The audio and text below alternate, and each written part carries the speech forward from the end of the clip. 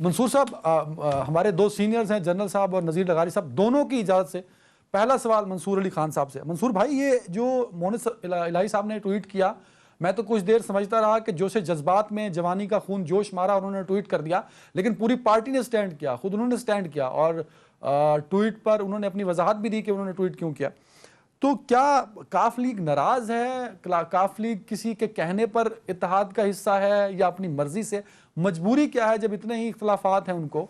और अगर काफ लीग अलहदा होती है तो तहरीक इंसाफ का क्या मुस्तकबिल देखते हैं? आपसे दो सवाल हैं आपके लिए।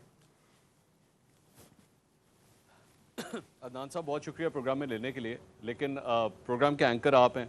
मेरी आपसे छोटी सी गुजारिश है कि मैं जसारत नहीं कर सकता कि मैं अपने सीनियर से पहले बातचीत शुरू करूं। मैंने इजाजत ले ली सर, मैंने इजाजत ले ली सर, मेरे इजाजत ले ली मैंने सर। मेरी जनरल साहब से भी ले ली, लगारी साहब से भी ले ली। नहीं कर सकता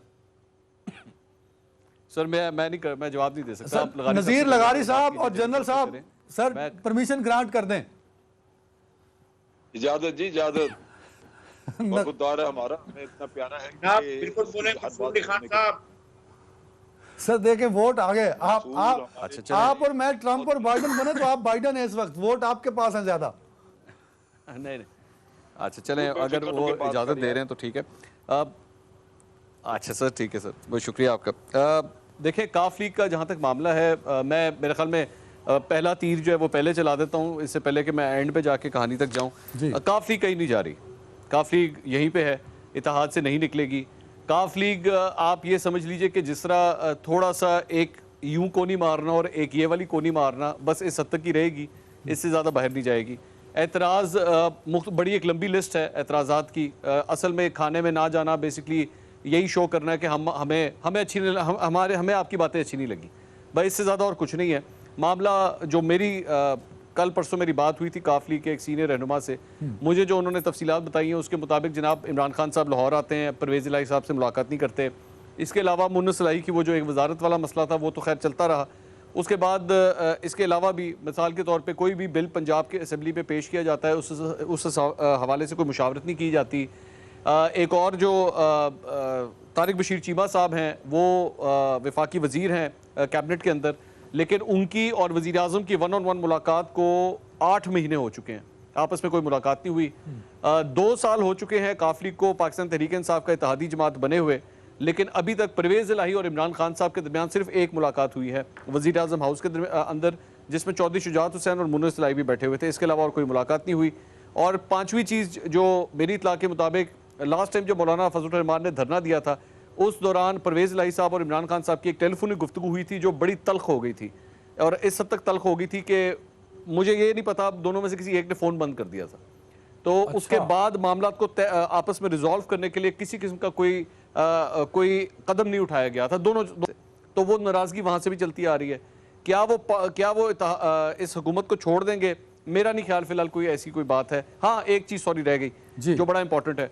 21 साल पुराना एक केस है नैब का, जो 1999 में एक इंक्वायरी हुई थी चौधरी शुजात हुसैन और परवेज़ इलाही के हवाले से के असासाजात के हवाले से कि आमदन से ज़ायद असासे, वो बेसिकली रिपोर्ट तो बंद कर दी गई थी, लेकिन 2018 के आखिर में 2019 के शुरू में उसको दोबारा खोल दिया गया है। अब ये सब कुछ हुआ है तहरीक इंसाफ की हुकूमत में, जिसकी वजह से काफ लीग बहुत ज़्यादा नाराज़ है कि ये आपने क्या किया है, और वो ये समझते हैं कि उस केस को सिर्फ इसलिए खोला गया है ताकि इनको नकेल डाल के रखी जाए। कता कलामी की माफी चाह रहा हूं, आपने कहा खोल दी गई या खुलवाई गई, जरा इसको क्लियर कर दें। मतलब गई में तो आपने मबहम फिक्रा बोल दिया ना, वाज़ेह कर दें सर।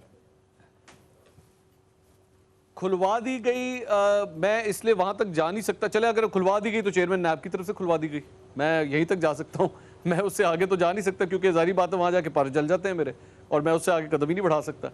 तो मैं यही कहूंगा चेयरमैन, लेकिन मंसूर भाई खुद बड़ी मैंने नंबर्स बताए, आपने नंबर सुन लिए होंगे, बड़े कम नंबर्स हैं वफाक में भी और पंजाब में भी। इतने कम नंबर होते हुए क्या इमरान खान साहब किसी इत्तेहादी की? अच्छा, ये नहीं, इस हवाले से मैं आपको एक चीज क्लियर कर दूं कि अगर आप ये समझ रहे हैं कि जनाब काफ लीग के निकलने से वफाकी हुकूमत गिर जाएगी या पंजाब हुकूमत गिर जाएगी, ऐसा नहीं होगा। अगर वो निकल भी जाए तो मैं दोनों सूरतें आपको बता देता हूँ।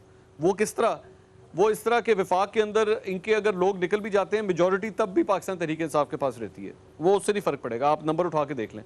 और पंजाब हुकूमत का जहाँ तक ताल्लुक है, वहाँ से अगर वो लोग निकल भी जाते हैं तो मेरी इतला के मुताबिक नून लीग का एक फॉरवर्ड ब्लॉक जो है वो ऑलरेडी गवर्नमेंट को सपोर्ट करने के लिए तैयार है, और उसके कई लोग जो हैं वो जाके मिल भी चुके हैं। ये वो लोग हैं जो अभी मंजर आम पर आ चुके हैं। इससे ज्यादा तादाद ऐसे लोगों की है जो अब तक मंजर आम पे नहीं आई या उन्होंने वाज़े तौर पर नहीं शो किया कि वो पाकिस्तान तहरीक इंसाफ के साथ शामिल है। तो पाकिस्तान तहरीक इंसाफ फिलहाल आज की तारीख में दोनों मामलात के अंदर सिक्योर बैठी हुई है। बिल्कुल ठीक हो गया। जनरल हमजा शुएब साहब, सर इमरान खान साहब तनकीद करते हैं, अपोजिशन के इत्तेहाद में जो दरारें हैं उस पर बातें की जाती हैं इमरान खान साहब और उनके हामियों की जानिब से, वफाकी वज़रा की जानिब से, लेकिन खुद इमरान खान साहब के जो इत्तेहादी हैं, उनकी हुकूमत के इत्तेहादी हैं, वो भी कोई खासे खुश नहीं है सर। जो लोग खाने पर मौजूद थे उनमें भी GDA ने, MQM ने अपने अपने तहफ़्फ़ुज़ात का इजहार किया सर इमरान खान साहब से। तो क्या इमरान खान साहब की जो एक बड़ी थिन सी मेजॉरिटी है उसको सामने रखते हुए इत्तेहादियों की नाराजगी इमरान साहब बर्दाश्त कर पाएंगे सर? बिस्मिल्लाहिर्रहमानिर्रहीम। देखिए, जहाँ तक काफली का ताल्लुक है वो तो उन्होंने बार बार कहा, जहाँ तक इत्तेहाद है वोट देते रहेंगे, वोट पे हम नहीं फिरेंगे। लेकिन खाने पे ना जाने का मतलब यह है कि हम अपने ताल्लुकात समझते हैं कि उस लेवल के नहीं हैं उनके साथ कि हम इतने कॉर्डियल हों, उनके साथ एक सोशल अपने लिंक भी रखें। और उसमें लाजमन इमरान खान की अपनी सियासत की गलती है बहुत बड़ी। मैं तो ये कहूंगा कि ऑपोजिशन जो जो जो मुकम्मल तौर पे जो इनको अपोज कर रही है, इत्तेहादी तो इत्तेहादी हैं, ऑपोजिशन के साथ भी इनको एक वर्किंग रिलेशनशिप रखनी चाहिए थी ताकि इनके पार्लियामेंट का काम चलता रहे। इमरान खान साहब का ऑपोजिशन को बिल्कुल धत्कार देना, ये एक तरफ फेंक देना, ये कोई तरीका नहीं है, ये सियासत नहीं है। सियासत में हमें समझना होगा कि हमारे मुल्क के ये दोनों बाजू हैं और इनके बगैर आप अपनी पार्लियामेंट चला नहीं सकते, हुकूमत भी और ऑपोजिशन भी। अच्छी नहीं लगती आपको तब भी वो ऑपोजिशन इस सिस्टम का हिस्सा है, आप उसको इग्नोर नहीं कर सकते।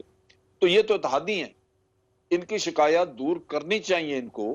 वो कल को उनका फैसला क्या होता है, वो वोट भी देते हैं इनको, ये नहीं देते। लेकिन एक चीज है कि आज तो इत्तेहादी है ना, तो ये तो बड़ा ज्यादती है कि आप इत्तेहादी से कभी मिलते ही नहीं हैं, मशावरती नहीं करते। फिर उनको जब भी कभी कोई उनको शिकायत आएगी वो आपको कन्फ्रंट करेंगे, या अगर शिकायत का कोई मौका मिलता है, मिसाल के तौर पे तारबुशी चीमा साहब, वो जिस इलाके से ताल्लुक रखते हैं वो कहते हैं जी वहां पे 80% लोगों का जरिया माश जो है वो काश्तकारी है, और आप हमसे मशावरत नहीं कर रहे कि गंदम की सपोर्ट कीमत क्या होनी चाहिए।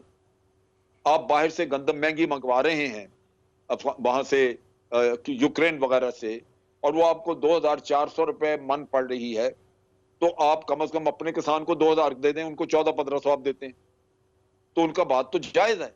लेकिन ये हुकूमत मशावरत करे तो उनको कोई रास्ता दिखाए नहीं है। तो यहाँ बहुत बड़ा इशू ये है कि ये अपने खोल में से बाहर नहीं आते, जिसकी वजह से sir what you recommend in सारी खामियों के लिए, व्हाट यू रिकमेंड सर? मैं ये कहता हूं कि जो हुकूमत के इत्तेहादी हैं उनको जिस तरह अपनी पार्टी के लोगों के साथ मशावरत रखी हुई है, उनको उसी लेवल पर मशावरत देनी चाहिए।